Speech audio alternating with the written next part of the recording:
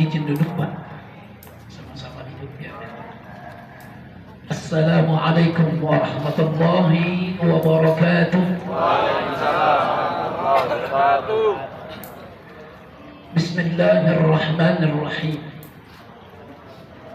Alhamdulillahilladzi faddalana ala katsirin min ibadihi almu'minin. Ashhadu an la ilaha illallah wahdahu la syarika lah. Wa ashhadu anna sayyidana wa nabiyyana Muhammadan abduhu wa rasuluhu la nabiyya ba'dah. Allahumma salli wa sallim wa barik ala sayyidina wa maulana Muhammadin wa ala alihi wa ashabihi ajma'in. Amma ba'd.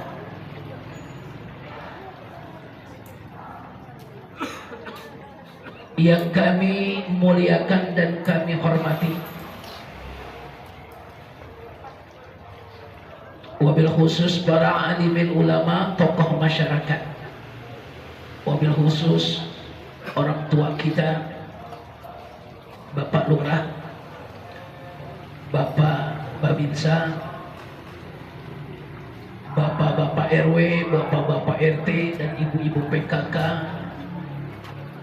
dan para ASN, dan juga barangkali ketidaktahuan saya untuk tidak menyebutkan semuanya, namun tidak mengurangi rasa hormat dan takzim saya. Semoga Allah Subhanahu wa taala senantiasa memberikan rahmat kepada kita sekalian. Alhamdulillah, atas izin rahmat dan ridhonya Allah Subhanahu wa taala, pada pagi hari ini kita dapat berkumpul dalam suasana yang penuh dengan keakraban dan kedamaian, dan wadah keluarga besar jembatan besar. Tentunya harapan dan doa kita bersama, semoga berkumpulnya kita di tempat ini senantiasa membawa keberkahan dan keridhaan Allah Subhanahu wa taala. Tidak lupa pula salawat beserta salam, semoga Allah senantiasa limpahkan kehadiran baginda Nabi besar Muhammad Rasulullah sallallahu alaihi wasallam, berikut keluarga dan para sahabatnya, dan mudah-mudahan juga sampai kepada kita selaku pengikutnya, senantiasa mendapatkan syafaat dari Nabi sallallahu alaihi wasallam baik dunia maupun sampai hari kelak nanti. Amin amin ya rabbal alamin. Hadirin Bapak-bapak, saudara-saudara, ibu-ibu sekalian yang berbahagia, yang sama-sama dimuliakan Allah Subhanahu wa taala. Pada pagi hari ini kita berkumpul dalam acara halal bihalal. Sebagaimana kita ketahui bahwa kegiatan halal bihalal ini hanya ada di Indonesia, tetapi belakangan ini banyak diikuti oleh negara-negara lain, tetangga-tetangga kita. Berdasarkan sejarah bahwa halal bihalal ini tercetus oleh Bapak Presiden proklamator kita, yaitu Bapak Insinyur Soekarno, atau tersebut dengan Bung Karno. Tepatnya tahun 1948 setelah kemerdekaan. Kenapa kok Bung Karno gitu sampai mengadakan acara halal bihalal? Pada mulanya beliau bingung untuk menamakan acara seperti ini, sampai beliau minta pendapat advis kepada seorang tokoh ulama yang bernama Kiai Haji Ahmad Abdul Wahab Hasbullah. Tujuannya Bung Karno itu pada saat itu merasa setelah ketika musuh ada, kita bersahabat dan berkawan. Tapi ketika musuh itu sudah balik, sudah tidak ada, justru yang ada cakar-cakaran. Maka pada saat itu Bung Karno berinisiatif untuk mempersatukan dan mengumpulkan para elit pemerintahan pada saat itu, untuk saling melepaskan kesalahan dan memaafkan. Dan beliau minta pendapat kepada Kiai Haji Abdul Wahab Hasbullah. Akhirnya bertemulah dengan istilah, karena Bung Karno itu sangat senang sekali dengan istilah-istilah yang baru yang belum pernah didengar oleh orang lain. Maka tercetuslah kata halal bihalal. Halal boleh, bihalal dengan boleh. Jadi cakar-cakaran tidak boleh, haram gitu. Musuh-musuhan haram, perdebatan haram gitu. Yang ada adalah persatuan dan perdamaian. Maka halal bihalal itu artinya adalah intinya silaturahim. Bisa saja halal bihalal itu casingnya gitu, tapi tidak semua casing itu tidak baik gitu. Selama ini kan kita tahu kalau yang namanya casing dalamnya pasti nggak baik. Tapi halal bihalal itu memiliki casing tapi dalamnya sangat luar biasa. Dalamnya silaturahim. Ya, sama kayak Lebaran kemarin barangkali ya, kita terkenal dengan kata casing ya. Kita lihat kaleng kongwan isinya, nah itu casing. Ada lagi gitu, ketika bapak-bapak bertanya kepada istri di rumah, Bu, saya mau ngopi, mana gulanya? Itu ditoples garam. Kata bapak, kok gula taruh di toples garam? Ya kayak bapak aja, di HP bapak juga gitu, namanya laki-laki suaranya perempuan. Ada yang gitu? Nah itu mah cerita aja. Jadi tidak semua casing itu tidak baik gitu. Sama seperti halnya hari. Halo Pak, betul gak Kak? Orang pelit itu gampang marah. Mana buktinya? Siapa yang tahu? Ya buktinya kalau ditagih utang marahan gitu. Ya enggak? Betul kagak? Minjemnya enak, bayarannya ogah gitu. Marahan yang ditagih daripada yang nagih. Betul kagak? Nah itu dia. Astagfirullahaladzim. Adalah orangnya. Ini mau bicara kita saja. Jadi pengaruh sifat pelit tadi Pak, itu menimbulkan sifat ego kita. Kita maunya marah saja. Ya kalau kita nggak bisa menahan amarah, ini sulit. Ya sulit.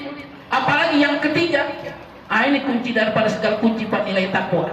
Wal afina 'anil nas, pandai memaafkan kesalahan orang lain. Nah ini pandai memaafkan kesalahan orang lain. Jadi tiga-tiganya ini intinya apa? Melepaskan gitu. Punya rezeki, melepaskan yang melekat gitu. Jangan pelit, jangan ngepel gitu. Punya ego, dilepas gitu ya. Menahan amarah, ditahan meskipun bisa menumpahkan amarahnya. Dan yang ketiga, memaafkan kesalahan lain, itu mampu melepaskan daripada pengakuan dirinya gitu. Dia yang merasa bersalah. Nggak selalu kita harus minta maaf, memaafkan orang lain. Lebih bagus, lebih utama kita memaafkan terlebih dahulu. Yang minta maaf itu lebih utama. Nah ini paling sulit Pak, memaafkan kesalahan orang lain. Nah, ini satu kuncinya. Kalau kita bisa mendapatkan sinergi di dalam kehidupan kita, ini poin yang ketiga. Harus cepat-cepatlah kita bisa amalkan gitu. Kalau ini sifat yang ketiga nggak bisa, bahaya. Sebab memang jarang orang bisa memaafkan kesalahan orang lain. Karena memang memaafkan kesalahan orang lain itu memiliki 4 stadium. Kenapa orang itu nggak memaafkan orang lain? Satu, penyakitnya apa? Iri. Bisa jadi dia nggak memaafkan kesalahan orang lain karena iri. Nah, ini stadium 1 Pak. Kalau udah iri naik tuh ke stadium 2 apa? Benci. Udah iri, benci. Naik lagi yang ketiga, dengki. Stadium 3 nih Pak. Dengki. Senang lihat orang susah, susah melihat orang senang gitu. Nah itu kan. Dan yang keempat, dendam gitu. Ini lebih berbahaya lagi Pak kalau sifat dendam. Kenapa? Sifat dendam itu sama aja kita tiap hari makan racun tapi ngarepin orang lain yang mati. Nah itu dendam itu. Padahal pada hakikatnya Pak, kalau kita memiliki sifat-sifat stadium 1 sampai 4 ini, yang mati ya itu duluan itu. Bukan ngapain Pak, terus terang aja. Sebab apa? Menggerogoti jiwanya penyakitan ya. fi qulubihim marad fazadahumullahu marad. Itu dia. Nah, oleh karena itu pada kesempatan yang berbahagia ini, alangkah bahagianya jika 3 poin ini bisa kita wujudkan. 1, jangan pelit, ya. Yang kedua, membuang ego kita. Membuang ego itu apa? Ya, sesuai apa yang dikatakan Pak Lurah tadi. Jangan merasa yang capek gitu. Jangan merasa yang kerja. Jangan merasa yang pinter gitu. Jangan merasa yang ngatur gitu. Jangan merasa segala-galanya yang paling wah gitu. Nah, ini dibutuhkan kesadaran bahwa segala sesuatunya Allah berikan kodrat sesuai dengan kemampuannya. Kalau sifat egonya bisa dihilangkan, maka di dalam kehidupan kita akan selalu bersinergi. Termasuk yang hadir pada hari ini. Amin ya Allah. Saya yakin, karena semuanya itu atas kehendak Allah dan takdir Allah. Yang hadir pada hari ini vibrasinya sama, energinya sama, gravitasinya sama. Oleh karena itu mudah-mudahan apa yang diharapkan oleh Pak Lurah ini akan terwujud gitu. Ya. Nah, oleh karena itu makna halal bihalal itu dalamnya silaturahim. Silaturahim itu saling memaafkan, saling membagi kasih sayang, memaafkan satu sama lain. Nah, itu hubungannya tadi membuang ego. Kalau kita sudah mampu membuang ego dalam diri kita, merasa yang paling ini, yang merasa yang paling ini, akan mampu bisa memaafkan kesalahan orang lain. Kalau kita punya kawan kerja itu kerjanya kurang, merasa yang lebih banyak dia memaklumi itulah memaafkan kelemahan kawannya, memaklumi kekurangan temannya. Nah, itu termasuk memaafkan kesalahan diri. Jadi saling melengkapi. Makna memaafkan kesalahan orang lain itu saling melengkapi. Punya kawan kerja kekurangannya ada, kita punya kelebihan.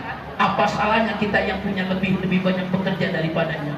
Dan kita harus bisa memaklumi dan memaafkan daripada kekurangan orang lain. Paham ya Pak ya? Bu? Nah itu.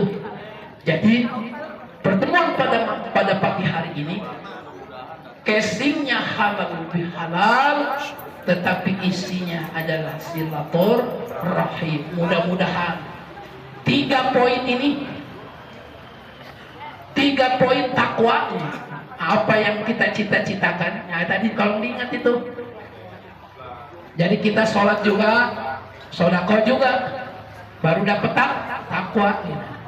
Kita sholat juga, puasa juga, sodako juga, dapat takwa. Kalau sudah takwa pasti Allah kasih pahala dan surga. Nah itu intinya.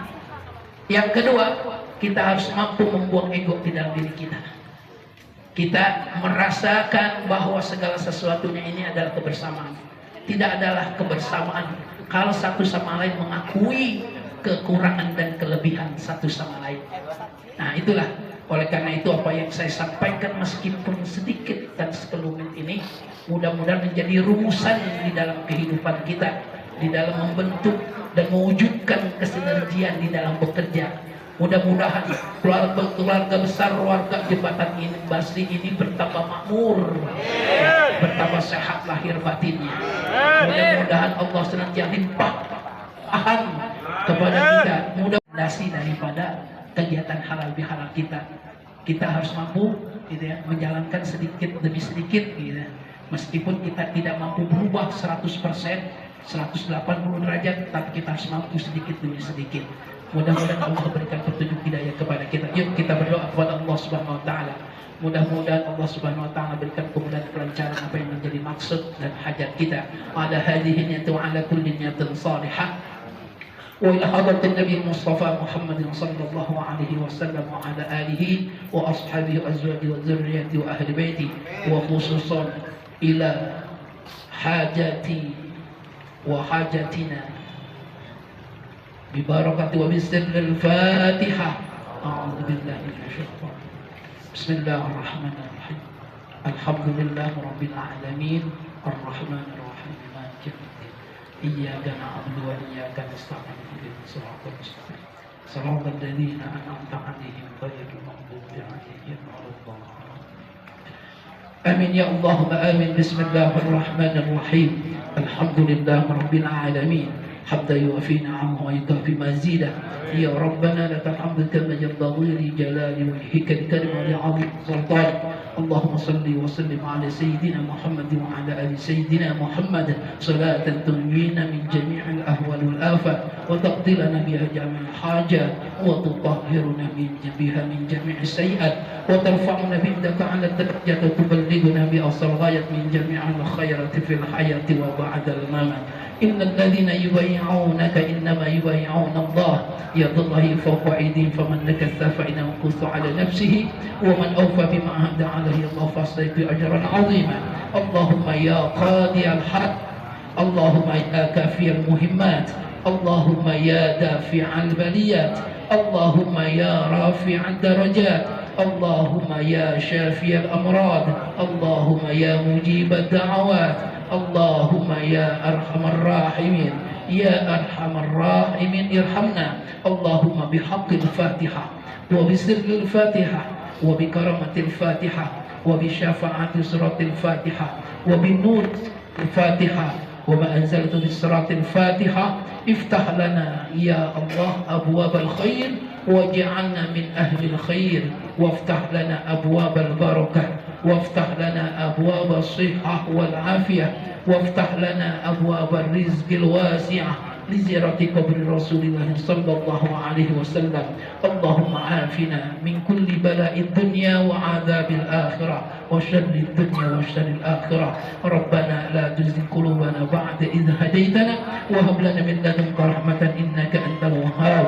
ربنا يا الله آتنا في الدنيا حسنة وفي الآخرة حسنة وقنا عذاب النار. صلى الله على سيدنا محمد خير خلق محمد وعلى آله وصحبه وسلم. فضل سبحان ربك رب العزة عما يصفون وسلام على المرسلين والحمد لله رب العالمين وبالله التوفيق والهداية. السلام عليكم ورحمة الله وبركاته. Waalaikumsalam.